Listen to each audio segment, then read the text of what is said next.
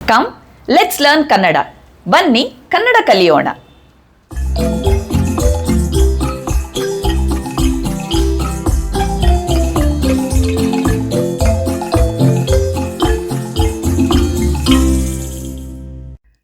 ಒಂಬತ್ತನೇ ತರಗತಿಯ ತಿಳಿ ಕನ್ನಡ ಭಾಗ 1 ಪಠ್ಯಪುಸ್ತಕದಿಂದ ಆಯ್ದಿರುವ ಪದ್ಯ ಅಟ್ಟಹತ್ತ ಬೇಡ.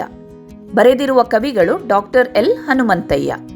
The poem ಅಟ್ಟಹತ್ತ ಬೇಡ is picked from 9th standard Tili Kannada textbook part 1. It is written by the poet Dr. L. Hanumanthayya. Meaning of the title is Do not climb the loft or attic. ಪಾಠ ಪ್ರವೇಶ. ಮಕ್ಕಳಲ್ಲಿ ಕುತೂಹಲ ಸಾಹಸ ಪ್ರವೃತ್ತಿ ಸಹಜವಾಗಿರುತ್ತದೆ. ಎಂತಹ ಕೆಲಸವನ್ನಾದರೂ ಮಾಡಬಲ್ಲೆವು ಎನ್ನುವ ಮನೋಸ್ಥೈರ್ಯ ಇರುತ್ತದೆ. ತಮ್ಮ ಇಚ್ಛಿತ ಗುರಿ ಸಾಧನೆಗೆ ಯಾರೇ ಅಡ್ಡಿಯನ್ನುಂಟು ಮಾಡಿದರೂ ಎದೆಗುಂದದೆ ಮುನ್ನುಗ್ಗಬಲ್ಲವರಾಗಿರುತ್ತಾರೆ. ತಮ್ಮ ಆಸೆ ಆಕಾಂಕ್ಷೆಗಳಿಗೆ ವಿರೋಧ ವ್ಯಕ್ತವಾದಾಗ ಸಂಪ್ರದಾಯಗಳನ್ನು ಧಿಕ್ಕರಿಸಿ ಶ್ರೇಷ್ಠವಾದುದನ್ನು ಮಾಡಿಯೇ ತೀರುತ್ತೇವೆ ಎಂಬ ಸಂಕಲ್ಪ ಮಾಡುತ್ತಾರೆ. ಶೋಷಿತರ ಮನಸ್ಥಿತಿಗಳು ಅದೇ ರೀತಿಯಲ್ಲಿರುತ್ತವೆ ಎಂಬುದು ಪ್ರಸ್ತುತ ಅಟ್ಟಹತ್ತ ಬೇಡ ಕವನದಲ್ಲಿ ವ್ಯಕ್ತವಾಗಿದೆ. Introduction to the poem.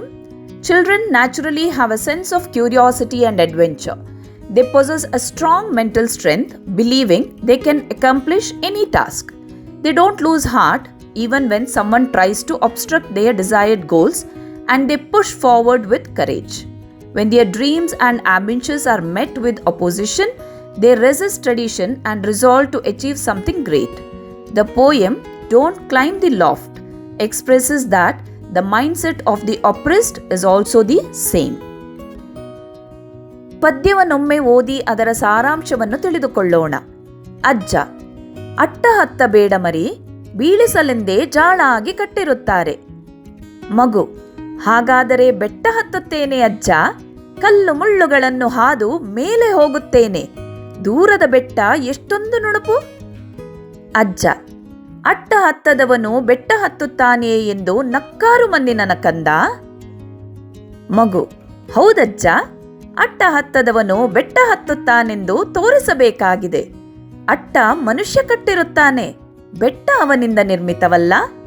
ಅದಕ್ಕೆ ಅಟ್ಟ ನೋಡದೆ ಬೆಟ್ಟ ಹತ್ತುತ್ತೇನೆ, ಮೇಲೇರಿ ನಿಲ್ಲುತ್ತೇನೆ.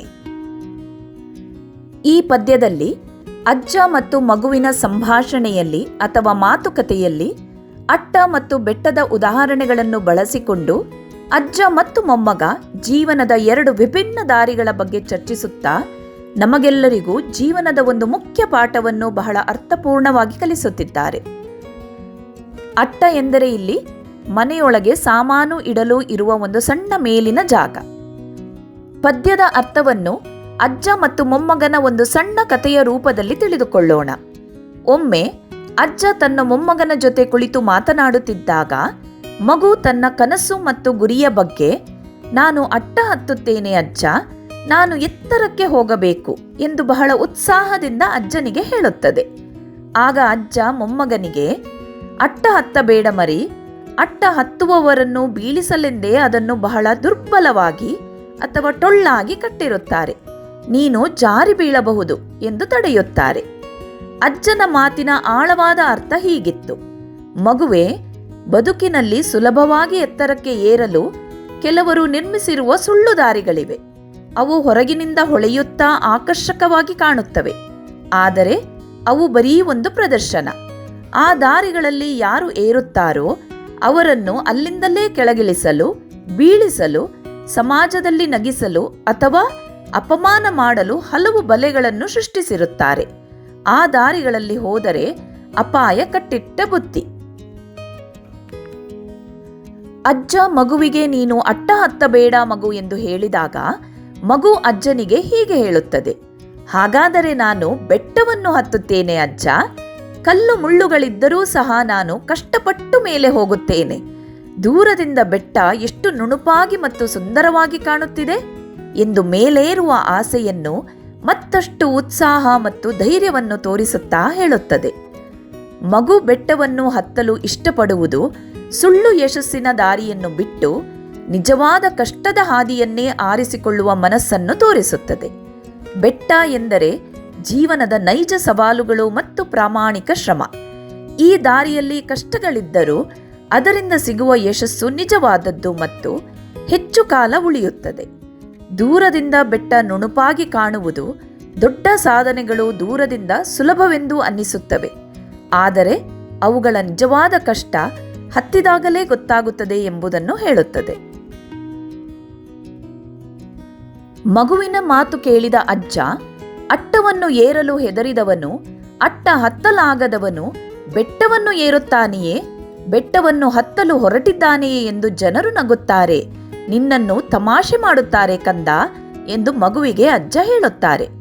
ಅಜ್ಜನಿಗೆ ಮಗುವಿನ ಧೈರ್ಯ ಮೆಚ್ಚುಗೆಯಾದರೂ ಸಮಾಜದ ನಿಜ ರೂಪದ ಅಥವಾ ವಾಸ್ತವದ ಬಗ್ಗೆ ಎಚ್ಚರಿಸಲು ಅಟ್ಟ ಹತ್ತಲಾಗದವನು ಬೆಟ್ಟ ಹತ್ತುತ್ತಾನೆಯೇ ಎಂದು ಜನ ನಕ್ಕಾರು ಎಂದು ಹೇಳುತ್ತಾರೆ. ಅಂದರೆ ಸಮಾಜದಲ್ಲಿ ಸುಳ್ಳು ಮತ್ತು ಕೃತಕ ಯಶಸ್ಸನ್ನು ಸಾಧಿಸಲು ವಿಫಲನಾದವನು ನಿಜವಾದ ಯಶಸ್ಸಿನ ಹಾದಿಯಲ್ಲಿ ಏನು ಸಾಧಿಸಲು ಸಾಧ್ಯ ಎಂದು ಜನ ಗೇಲಿ ಮಾಡುತ್ತಾರೆ ಎಂಬ ಆತಂಕ ಅಜ್ಜನಲ್ಲಿ ಇತ್ತು. ಅಜ್ಜನ ಮಾತುಗಳನ್ನು ಕೇಳಿದ ಮಗು, ಹೌದಜ್ಜ, ಅಟ್ಟ ಹತ್ತದವನು ಬೆಟ್ಟ ಹತ್ತಬಲ್ಲ, ಬೆಟ್ಟ ಹತ್ತುತ್ತಾನೆ ಎಂದು ನನ್ನನ್ನು ನೋಡಿ ನಗುವವರಿಗೆ ನಾನು ಬೆಟ್ಟವನ್ನು ಹತ್ತಿ ತೋರಿಸಬೇಕಾಗಿದೆ ಎಂದು ದೃಢವಾಗಿ ಹೇಳುತ್ತದೆ. ಅಜ್ಜ, ಅಟ್ಟವನ್ನು ಮನುಷ್ಯರು ಕಟ್ಟಿದ್ದು, ಅದನ್ನು ಹತ್ತುವುದರಲ್ಲಿ ಯಾವ ಸಾಧನೆಯೂ ಇಲ್ಲ. ಬೆಟ್ಟವನ್ನು ಪ್ರಕೃತಿ ಕಟ್ಟಿದೆ, ಅದು ಮಾನವ ಸೃಷ್ಟಿಸಿದ್ದಲ್ಲ. ಆದ್ದರಿಂದ ನಾನು ಮನುಷ್ಯ ನಿರ್ಮಿಸಿರುವ ಅಟ್ಟದ ಬದಲು ಪ್ರಕೃತಿ ನಮಗೆ ಕೊಟ್ಟಿರುವ ನೈಜವಾದ ಬೆಟ್ಟವನ್ನು ಏರಿ ಉನ್ನತ ಸ್ಥಾನವನ್ನು ತಲುಪಿ ನಿಲ್ಲಬೇಕೆಂದಿದ್ದೇನೆ. ಅದನ್ನು ಹತ್ತುವುದು ನಿಜವಾದ ಸವಾಲು. ಕಲ್ಲು ಮುಳ್ಳುಗಳ ನಡುವೆಯೂ ನಾನು ಹಾದು ಹೋಗುತ್ತೇನೆ. ಎಷ್ಟೇ ಕಷ್ಟವಾದರೂ ಬೆಟ್ಟದ ಶಿಖರವನ್ನು, ತುದಿಯನ್ನು ತಲುಪುತ್ತೇನೆ ಅಜ್ಜ. ಅಲ್ಲಿ ಮೇಲೇರಿ ನಿಂತರೆ ನನಗೆ ನಿಜವಾದ ಗೆಲುವಿನ ಸಂತೋಷ ಸಿಗುತ್ತದೆ ಎಂದು ಮಗು ತನ್ನ ದೃಢ ನಿರ್ಧಾರವನ್ನು ಬಹಳ ಮುಗ್ಧವಾಗಿ ಅಜ್ಜನಿಗೆ ಹೇಳುತ್ತದೆ. ಮಗು ಇಲ್ಲಿ ಅಟ್ಟದಂತಹ ಸುಳ್ಳು ಬಲೆಗಳಲ್ಲಿ ಸಿಲುಕದೆ ಪ್ರಾಮಾಣಿಕವಾಗಿ ಕಷ್ಟಪಟ್ಟು ನಿಜವಾದ ಯಶಸ್ಸು ಸಾಧಿಸಬಹುದು ಎಂದು ನಾನು ಸಮಾಜಕ್ಕೆ ತೋರಿಸುತ್ತೇನೆ ಮತ್ತು ಅಲ್ಲಿ ಹೆಮ್ಮೆಯಿಂದ ನಿಲ್ಲುತ್ತೇನೆ ಎಂದು ಅಜ್ಜನನ್ನು ಸಮಾಧಾನಪಡಿಸುತ್ತದೆ. ಈ ಕವಿತೆಯ ಮುಖ್ಯ ಸಂದೇಶ ಸರಳವಾಗಿದೆ. ಸುಲಭ ಮತ್ತು ಸುಳ್ಳು ದಾರಿಗಳನ್ನು ಬಿಟ್ಟುಬಿಡಿ. ನಿಜವಾದ ಕಷ್ಟಗಳನ್ನು ಎದುರಿಸಿ ಪ್ರಾಮಾಣಿಕವಾಗಿ ಯಶಸ್ಸು ಸಾಧಿಸಿ. ಸಮಾಜದ ತಪ್ಪು ವ್ಯವಸ್ಥೆಗಳನ್ನು ಧಿಕ್ಕರಿಸಿ ಸತ್ಯದ ಹಾದಿಯಲ್ಲಿ ಮುನ್ನಡೆಯಿರಿ. ಪದ್ಯದ ಸಾರಾಂಶ: ಈ ಮಾತುಕತೆಯ ಮೂಲಕ ಸಾಧಾರಣ ಜನರ ದೃಷ್ಟಿಕೋನ, ಅದು ಸಣ್ಣ ಕಾರ್ಯವನ್ನೂ ಮಾಡದವನು ದೊಡ್ಡ ಕಾರ್ಯ ಮಾಡಲಾರನೆಂಬ ನಂಬಿಕೆ ಮತ್ತು ಅಸಾಧಾರಣ ಚಿಂತನೆಯ ಮಗು. ನಿಜವಾದ ಸಾಧನೆ ಎಂದರೆ ಮಾನವ ನಿರ್ಮಿತ ಸೀಮೆಗಳನ್ನು ಲೆಕ್ಕಿಸದೆ ಪ್ರಕೃತಿ ಅಥವಾ ಜೀವನದ ನಿಜವಾದ ಸವಾಲುಗಳನ್ನು ಎದುರಿಸುವುದು. ಎರಡನ್ನೂ ತೋರಿಸಲಾಗಿದೆ. ಸಣ್ಣ ಸಣ್ಣ ಅಡ್ಡಿಗಳನ್ನು ದಾಟಿದರೆ ಮಾತ್ರ ಸಾಧನೆಯಲ್ಲ. ನಿಜವಾದ ಸಾಧನೆ ಎಂದರೆ ದೊಡ್ಡ ಕನಸುಗಳನ್ನು ಕಂಡು ಕಷ್ಟಗಳನ್ನು ಎದುರಿಸಿ ಜೀವನದ ಎತ್ತರವನ್ನು ತಲುಪುವುದು. ಅದುವೇ ನಿಜವಾದ ಸಾಧನೆ. Now let's understand the meaning of the poem in English. Grandpa: don't climb the attic, my child. They have built it like a trap just to make you fall. Child: then I will climb the mountain, Grandpa. Passing through stones and thorns, I will go to the top. The mountain looks so smooth and beautiful. Grandpa: people may laugh at you, my child, saying, can one who does not climb the attic climb the mountain? Child: yes, Grandpa, I have to show that someone who does not climb the attic can climb the mountain. The attic is built by man, but the mountain is not created by him. And so, without looking at the attic, I will climb the mountain and stand at the top.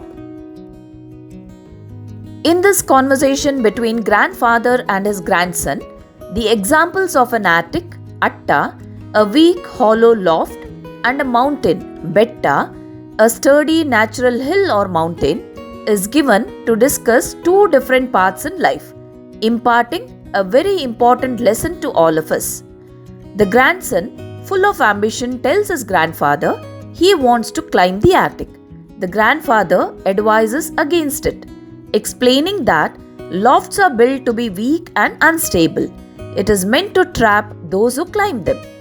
The deeper meaning here is that the attic represents the easy, superficial shortcuts to success that society often creates. They look attractive but are fragile and built to make people fall. Determined, the grandson says he will climb the mountain even with all its stones and thorns. He says, "It looks so beautiful from far." He is choosing a path of genuine challenges and hard work. The mountain symbolizes a real life struggle and sincere effort. The success achieved on this path is real and lasting. The grandfather, while admiring his grandson's courage, warns him about what society will think. He says people will mock him, asking, "The one who couldn't even climb the atta or the attic, will he climb the betta or mountain?" This highlights the worry that if you don't succeed at something easy and meaningless, people will doubt your ability to do something truly difficult and worthwhile. The grandson responds with determination again. "Yes, Grandpa, the one who doesn't climb the attic can climb the mountain, and he will." He explains that the attic is man-made and climbing it is no real achievement. The mountain is a creation of nature, representing a true challenge. By choosing to climb the real mountain, he wants to show society that genuine success comes from facing and overcoming honest challenges, not from getting caught in man-made traps. The core message of this conversation is to reject artificial and easy paths to success.